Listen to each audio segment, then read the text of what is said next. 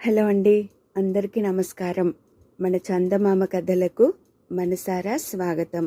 మనం బొమ్మరిల్లులోని వసుంధర గారి రచన 100 కట్ల పిశాచం కథలు చెప్పుకుంటున్నాం కదండి. అందులోని 8వ కథ సుబ్బమ్మ మనవడు ఇప్పుడు చెప్పుకుందామండి. ఇక కథలోకి వెళ్దామా మరి. పూర్వం ఒక ఊళ్ళో సుబ్బమ్మ అనే విధవరాలు ఉండేది. ఒక్కగానొక్క కొడుకు నందనుణ్ణి ప్రాణానికి ప్రాణంగా చూసుకునేదామె. అతడేమంటే అది జరిపిస్తూ తల్లి అతి గారాబంగా పెంచడం వల్లనేమో నందనుడు చెడు సావాసాలు పట్టి చెడిపోయాడు. కొడుకుని మార్చాలని సుబ్బమ్మ ఎన్నో ప్రయత్నాలు చేసింది. ఒక్కటి ఫలించలేదు. పెళ్లి చేస్తే మారుతాడని కొందరు పెద్దలు సలహా ఇచ్చారు.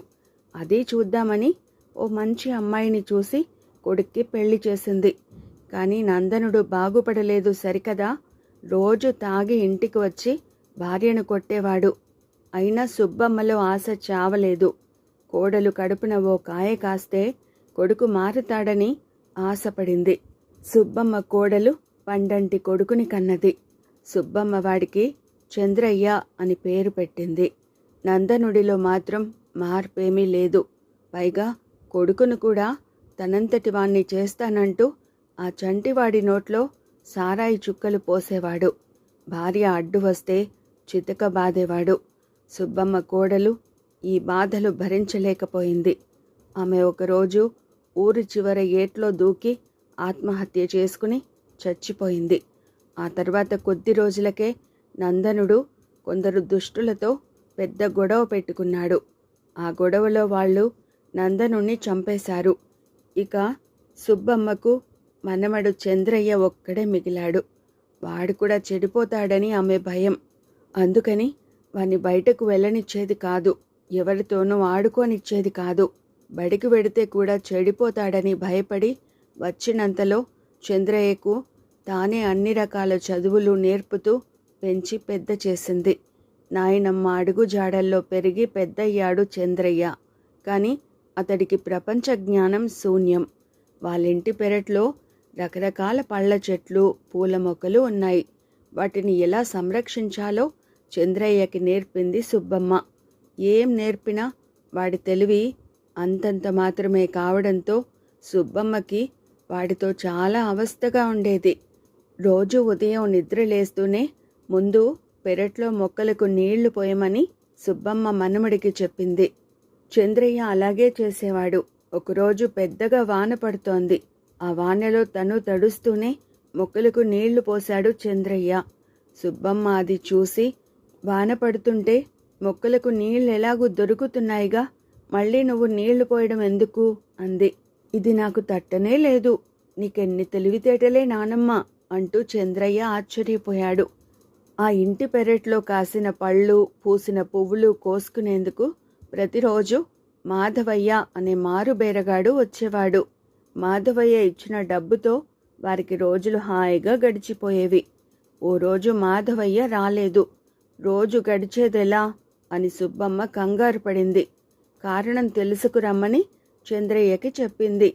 అయితే వాడక్కడ ఏం సమస్య తెస్తాడోనన్న భయంతో చంద్రయ్య వెళ్ళేప్పుడు, ఒరేయ్, అక్కడ మాధవయ్య ఏం చెబితే దానికి అవును అనాలి తప్ప దేనికి కాదనకూడదు, తెలిసిందా అని సుబ్బమ్మ మరీ మనమన్ని హెచ్చరించింది. చంద్రయ్య అలాగేనని తలూపి వెంటనే బయలుదేరాడు. మాధవయ్య ఇల్లు కాస్త దూరం కావడంతో చేరుకునేందుకు కాస్త సమయం పట్టింది. మాధవయ్య చంద్రయ్యను చూస్తూనే, ఈరోజు మా ఇంటికి చుట్టాలొచ్చారు. ఇంట్లో కాస్త హడావుడిగా ఉంది. పళ్ళు, పువ్వులు కాస్త ఆలస్యంగా వచ్చి తీసుకువెళతాను. పాపం, నువ్వు శ్రమపడి అనవసరంగా ఇంత దూరం వచ్చావు. ఈ విషయం మీ ఇంటికి ముందుగా కబురు పంపించాలని గట్టిగా అనుకున్నాను, కానీ మర్చిపోయాను. నేను ఉత్త మతిమరుపు వెధవని అని నొచ్చుకున్నాడు. అవును అన్నాడు చంద్రయ్య వెంటనే. దాంతో మాధవయ్యకి చెప్పలేనంత కోపం వచ్చింది. ఆ కోపంలో తన ఇంట్లో చుట్టాలున్నారన్న మాట కూడా మరచిపోయాడు. అప్పటికప్పుడు హుటాహుటిన బయలుదేరి సుబ్బమ్మ ఇంటికి వచ్చాడు. చూశావమ్మా, నీ మనుమడి వ్యవహారం, నన్ను మతిమరుపు వెధవా అంటున్నాడు అన్నాడు మాధవయ్య సుబ్బమ్మతో. సుబ్బమ్మ ఆశ్చర్యపడింది.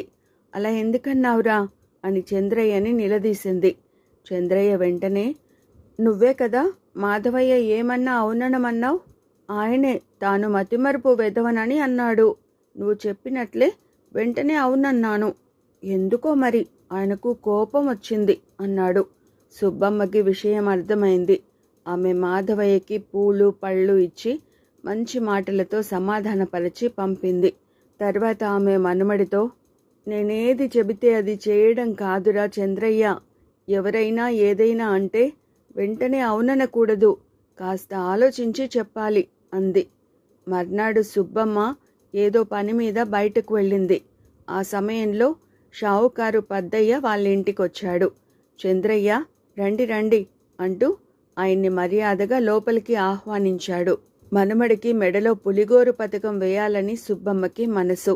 అందుగురించి ఆమె 2 ఏళ్ల క్రితం పద్దయ్య దగ్గర కొంత అప్పు చేసింది. ఇంతవరకు బాకీలో ఒక్క వరహా కూడా చెల్లు వేయలేదు. ఇప్పుడు పద్దయ్య ఆ విషయం గుర్తు చేయడానికే వచ్చాడు. ఆయన చంద్రయ్యతో, ఏంటయ్యా మీ నాయనమ్మ ఎన్నిసార్లు అడిగినా రేపు మాపు అంటుంది తప్పితే బాకీ తీర్చదు. గాడిదకున్నపాటి బుద్ధైనా నాకుంటే మీ నాయనమ్మకి అప్పు ఇచ్చి ఉండేవాణ్ణి కాదు అన్నాడు కాస్త కోపంగా. చంద్రయ్య వెంటనే బదులివ్వలేదు. నాయనమ్మ చెప్పింది కదా అని కాసేపు ఆలోచిస్తున్నట్లు నటించాడు. అతడి మౌనం వల్ల పద్దయ్య కోపం మరింత పెరిగింది. ఏమయ్యా మాట్లాడవు? నాకు గాడిదపాటి బుద్ధి కూడా లేదు. అందుకే మీకు నేను అప్పిచ్చాను అంతేనా అన్నాడు కోపంగా. ఆ విషయం వెంటనే చెప్పలేనండి, కాసేపు ఆలోచించి అప్పుడు చెబుతాను అన్నాడు చంద్రయ్య. ఇక పద్దయ్య కోపానికి అడ్డు అదుపు లేకపోయింది. ఆయన ఆవేశపడుతుంటే కారణం తెలియక వెర్రిమొహం వేశాడు చంద్రయ్య. ఈలోగా సుబ్బమ్మ వచ్చింది. ఆమెను చూసి పద్దయ్య మరింత రభస చేశాడు. విషయం అర్థమై పద్దయ్యకు సంజాయిషి ఇచ్చుకోవడానికి సుబ్బమ్మకి తల ప్రాణం తోకకి వచ్చింది. ఒకసారి ఉన్న పళంగా సుబ్బమ్మకు జబ్బు చేసింది. అప్పుడు పొరుగింటి ఆమె వచ్చి చాలా సహాయం చేసింది. జబ్బు నుంచి కోలుకున్నాక, సమయానికి నువ్వు చేసిన సాయం చాలా గొప్పది వదినా, నీ రుణం ఎలా తీర్చుకోవాలో తెలియడం లేదు అంది సుబ్బమ్మ. అందుకు పొరుగింటామె, మనుషులన్నాక ఒకరికొకరు సాయం చేసుకోవడంలో విశేషమేముంది? ఈ మాత్రం దానికి నువ్వు రుణాల గురించి మాట్లాడకూడదు అంది మొహమాటంగా. వాళ్ళిలా మాట్లాడుకుంటూ ఉండగా చంద్రయ్య దగ్గరలో ఉన్న గుడికి వెళ్ళి వచ్చాడు. అప్పటికి పొరిగింటామె వెళ్ళిపోవడానికి లేచింది. చంద్రయ్య ఆమెకి నాయనమ్మకి కొద్దిగా కుంకం ఇచ్చి, ఇది దేవుడి కుంకం, నేనిది మీ ఇద్దరి కోసం పూజారిని అడిగి తెచ్చాను అన్నాడు. అంటే నువ్వు గుడికి వెళ్ళావన్నమాట. ఉన్నట్లుండి నీకు గుడికి వెళ్ళాలని బుద్ధి పుట్టిందేమిట్రా అంది సుబ్బమ్మ కుతూహలంగా. చంద్రయ్య గొప్పగా ముఖం పెట్టి, మీ ఇద్దరి మాటలు విన్నాను. ఈమె రుణం తీరేదాకా నీ మనసుకి తృప్తిగా ఉండదని నాకు అర్థమైంది. ఇక నువ్వు దిగులు పడకు నాయనమ్మా, ఈమె రుణం తీర్చుకునే ఉపాయం నాకు తట్టింది. అందుకే గుడికి వెళ్ళి నీకొచ్చిన లాంటి జబ్బే ఈమెకు రావాలని ఇప్పుడే దేవుడిని ప్రార్థించి వస్తున్నాను. ఆయన నా ప్రార్థన మన్నిస్తే ఎంచక్కా నువ్వు కూడా ఈమెకు సేవలు చేయొచ్చు. అలా నీ రుణం తీరిపోతుంది అన్నాడు. అప్పుడు పొరుగింటి ఆమెకు వచ్చిన కోపం వర్ణనాతీతం. పుణ్యానికి పోతే పాపం ఎదురవడం అంటే ఇదే కాబోలు. ఛీ, పొరపాటున కూడా ఇలాంటి వాళ్లకు సాయపడకూడదు అని కోపంగా వెళ్ళిపోయిందామె. నీకు ఎప్పుడు ఎవరితో ఎలా మాట్లాడాలో బొత్తిగా తెలియదు, ఎలా బ్రతుకుతావో ఏమో అని నిట్టూర్చింది సుబ్బమ్మ. నువ్వుండగా నాకేం లోటు నాయనమ్మా అన్నాడు చంద్రయ్య. ఆ మాట వాడు మనస్ఫూర్తిగానే అన్నాడు. ఎందుకంటే వాడికి నాయనమ్మ అంటే విపరీతమైన గురి. ఓసారి చంద్రయ్యకి కడుపులో తిప్పినట్లుంటే నాయనమ్మ వాడికి మజ్జిగ దాహంగా ఇచ్చింది. తాగిన వెంటనే వాడి బాధ తగ్గిపోయింది. మరోసారి చంద్రయ్యకు కళ్ళు తిరిగాయంటే ఇంత జీలకర్ర పెట్టింది. వెంటనే కళ్ళు తిరగడం తగ్గిపోయింది. నాయనమ్మ ఎంత తెలివైనదో అని చంద్రయ్య తెగ ఆశ్చర్యపడేవాడు. మనుమడెంత అమాయకుడు అని సుబ్బమ్మ తెగ బెంగపడేది. ఎన్నాళ్ళని వాణ్ణిలా కాసుకుని రాగలను? ఓ తెలివైన పిల్లని తెచ్చి పెళ్లి చేస్తే వీడి జీవితం సుఖంగా గడిచిపోతుంది అనుకుందామే. సుబ్బమ్మ సంబంధాలు వెతుకుతుండగా ఒక రోజున పిల్లను చూసుకుందుకు రమ్మని పొరుగురు నుంచి పిలుపు వచ్చింది. సుబ్బమ్మ మనమన్ని తీసుకుని పెళ్లి చూపులకు వెళ్ళింది. ఆడపెళ్లివారు కలిగిన వారిలా ఉన్నారు. వారి ఇల్లు ఘనంగా ఉంది. ఏర్పాట్లు గొప్పగా ఉన్నాయి. పెళ్లి కూతురు సీతమ్మ కూడా అందంగా, కంటికి ఇంపుగా ఉన్నది. ఏదో విధంగా ఈ పెళ్లి కుదిరితే మనుమడి జీవితం సుఖంగా గడిచిపోతుందని ఆశపడింది సుబ్బమ్మ. ఆమె మనుమన్ని నోరు విప్పొద్దని మరీ మరీ హెచ్చరించింది. తనేమో పెళ్లి వారికి మనుమడి తెలివిని పొగుడుతూ ఉన్నవి లేనివి కల్పించి చెప్పింది. పెళ్లి కూతురు తండ్రి రాఘవయ్య అన్నీ విని, ఈ పెళ్లి జరిగే పక్షంలో మీ మనుమడు మా ఇంటికి ఇల్లరికం వచ్చేయాలి. మీకు సమ్మతమేనా అన్నాడు. దానికే ఉంది బాబూ, ముసలి ముండను. ఈరోజు కాకపోతే రేపైనా పోయేదాన్నే నేను. వాడు మీ ఇంట్లోనే ఉంటాడు. నేను మాత్రం మా ఊరు వదిలి రాలేను. ఆ ఇంట్లోనే నా ప్రాణం కడతేరిపోవాలని నా కోరిక అంది సుబ్బమ్మ. ఆ మాట వింటూనే చంద్రయ్య ఏడుపు లంకించుకున్నాడు. వాడెందుకు ఏడుస్తున్నాడో ఎవ్వరికీ అర్థం కాలేదు. అయినా అంతా అతడి చుట్టూ చేరి ఓదార్చడం మొదలెట్టారు. వాడి ఏడుపు కాస్త తగ్గాక, ఏమిటయ్యా నీ బాధ, ఇప్పుడు చెప్పు అని అడిగాడు రాఘవయ్య. నాకు తరచుగా కడుపులో పోట్లు వస్తాయి. మా నాయనమ్మ ఇచ్చిన మజ్జిగ తాగగానే అవి తగ్గిపోతాయి. అప్పుడప్పుడు నాకు కళ్ళు తిరుగుతాయి.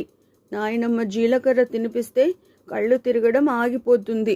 తను దగ్గర లేకపోతే నాకు ఈ జబ్బులొస్తే ఏం వైద్యం చేయాలో ఎవ్వరికీ తెలియదు. ఆ బాధతో నేను చచ్చిపోతానని భయంగా ఉంది అని మళ్ళీ ఏడ్చాడు చంద్రయ్య. వైద్యం ఏమిటో వాడికి తెలిసినప్పుడు ఆమె దగ్గర లేకపోతేనేం? ఆ మాత్రం తెలియని చంద్రయ్య ఎంతటి అమాయకుడో అక్కడున్న అందరికీ గ్రహింపైంది. హతాశురాలైన సుబ్బమ్మ ఇంక ఈ పెళ్లి చెడిపోయినట్లే అనుకుంది. అయినా మనుమను వెనకేసుకుని రావాలని వాడికి సరదాగా మాట్లాడడం అలవాటు. నన్ను వదిలి ఉండలేక అలా అంటున్నాడు అని సర్ది చెప్పబోయింది. రాఘవయ్య నవ్వి, నీ మనుమడి గురించి విన్నాకే పెళ్లి చూపులకు పిలిచాం. చంద్రయ్య తెలివితేటల గురించి ఇంకా ఏమైనా అనుమానం ఉంటే ఈ రోజుతో తీరిపోయింది. మాకు బోలెడు ఆస్తి ఉంది. నా కూతురు తెలివైనది. ఇదివరలో నా అన్నయ్య తన కూతుర్ని తెలివైన వాడికిచ్చి పెళ్లి చేశాడు. వాడు ఆ పిల్లను మోసం చేసి ఆస్తి అంతా కాజేసి పారిపోయాడు. అందుకని నా కూతురు పెళ్ళి ఇలాంటి అమాయకుడితో జరిపించాలని మేము అనుకున్నాం. నువ్వేమీ సర్ది చెప్పనక్కర్లేదు. నీ మనుమడు మాకు నచ్చాడు అన్నాడు. అలా సుబ్బమ్మ కోరుకున్నట్లే చంద్రయ్య పెళ్లి జరిగింది. అయినా సుబ్బమ్మ తృప్తి పడక కొన్నాళ్ల పాటు మనుమడితో తాను వాడి అత్తవారింట ఉంది. సీతకి మగడంటే చెప్పలేనంత ఇష్టమున్నదని, ఆమె తనకంటే 4 ఆకులు ఎక్కువే చదివిందని తొందరలోనే సుబ్బమ్మకి తెలిసిపోయింది. చంద్రయ్యకి కూడా భార్య మీద ఎంత నమ్మకం కుదిరిందంటే, అంతకాలం సుబ్బమ్మ మనుమన్నని గొప్పగా చెప్పుకునేవాడు. ఇప్పుడు సీత మొగుణ్ణి అని గర్వంగా చెప్పుకుంటున్నాడు. దాంతో సుబ్బమ్మ తృప్తిపడి స్వగ్రామం వెళ్ళిపోయింది. భార్య సాహచర్యంలో చంద్రయ్య కూడా క్రమంగా తన తెలివితేటలు వృద్ధి చేసుకుని వ్యవహారాల్లో ఆరితేరాడు. కథ పూర్తి కాగానే మహారాణి వినయశీలుణ్ణి అంత మంచి కథ చెప్పినందుకు మెచ్చుకుంది. ఒక వంచకుడు చేసిన మోసం వల్ల కదా ధనికుడైన రాఘవయ్య తన కూతుర్ని అమాయకుడికి కట్టబెట్టాలనుకున్నాడు. నా వంటి మహారాణిని చూశాక ప్రజలు కూడా అమాయకులే అధికారంలో ఉండాలని కోరుకోవచ్చు. ఈ విషయమై నేను ఆలోచించవలసి ఉన్నది. ప్రజలు నా తెలివిని గౌరవిస్తూ కూడా నేనే మహారాణి కావాలని అనుకోవడానికి నేను ఏం చేయాలో అని మనసులో మదనపడింది. మహారాణి కథని మెచ్చుకోగానే వినయశీలుణ్ణి ఆవహించిన 100 కట్ల పిశాచానికి మరో కట్టు విడిపోయింది. మర్నాడు వినోద ప్రదర్శనకు ముందు యథాప్రకారం కథ వినడానికి మళ్ళీ వచ్చింది మహారాణి. వినయశీలుణ్ణి ఆవహించి ఉన్న పిశాచం మరో కథ చెప్పడం ప్రారంభించింది.